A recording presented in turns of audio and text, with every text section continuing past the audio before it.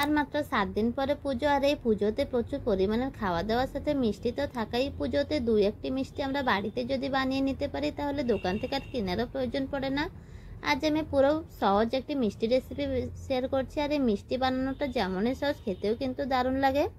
পুরো ভিডিওটি দেখতে থাকুন, আশা করছি আপনাদেরও ভালো লাগবে। প্রথমে আমি এখানে 1 লিটার দুধের ছানা নিয়েছি। ছানাটাকে 5 মিনিট পর্যন্ত এখানে মেখে নিতে হবে। আর এই ছানা থেকে অল্প পরিমাণে ছানা আমি আলগা করে সাইড করে রেখে দেব, আর এই কাঁচা ছানাটা কিন্তু পরে ইউজ করব।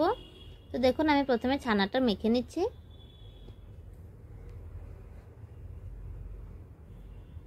ছানা মাখানো হয়ে গেছে, এবার অল্প একটু ছানা রেখে দিচ্ছি, আর বাকি ছানাগুলো অ্যাড করব দুধের সাথে। দিয়ে দিচ্ছি এখানে 100 ml দুধ,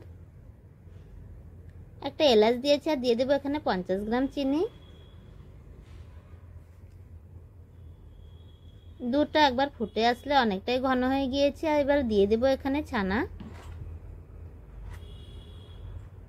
দুধটা ঘন হয়ে গেলে তারপরে কিন্তু ছানাগুলো দিয়ে দিতে হবে।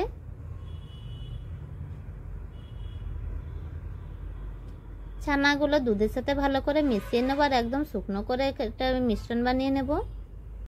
গ্যাসের ফ্লেমটা এখানে হাই করে দিতে হবে, তাহলে জলদি ঘন হয়ে যাবে দুধটা। এভাবে একদমই শুকনো করে বানিয়ে নিতে হবে, তাহলে মিষ্টিটা জলদি বানানো হয়ে যাবে। তো দেখো দুধ ও ছানার মিশ্রণটা শুকনো করতে আমার এখানে লেগেছে মাত্র 3 মিনিট, আর 3 মিনিটে একদমই তৈরি হয়ে গিয়েছে। তো দেখুন একদমই কিন্তু শুকনো করে বানিয়ে নিয়েছি। এবার একটু ঠান্ডা করতে রেখে দিয়েছিলাম একটা প্লেটে, ঠান্ডা হয়ে গিয়েছে। এবার হাত দিয়ে একটু মেখে নিতে হবে। হাত দিয়ে মেখে নিচ্ছে। এবার কাঁচা ছানাটা এখানে মিক্স করে দিতে হবে। এভাবে লড্ডু রেসিপিটা একবার বানিয়ে দেখতে পারেন, বানানো কিন্তু একদমই সহজ, দেখতেই পারলেন, আর খেতে কিন্তু দারুণ লাগে। তা হাতে যদি কম সময় থাকে মাত্র 10 মিনিটের মধ্যেও তৈরি হয়ে যায়।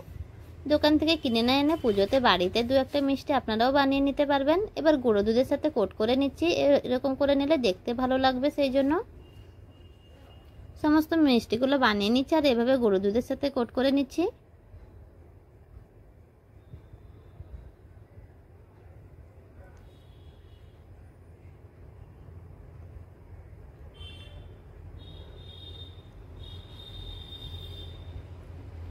মিষ্টিগুলো একটা কেটে দেখিয়ে দিচ্ছি কেমন হয়েছে। আর এই মিষ্টিটা যেমন নরম তুলতুলে হয়, খেতেও দারুণ লাগে। আমার কাছে এভাবে সহজ মিষ্টি রেসিপি বানাতে খুবই ভালো লাগে। যদি আপনাদেরও ভালো লাগে থাকে তাহলে আপনারাও বাড়িতে বানিয়ে দেখতে পারেন। আর আপনাদের সকলকে মহালয়ার শুভেচ্ছা রইল। দেখা হচ্ছে আবারও একটি নেক্সট ভিডিও।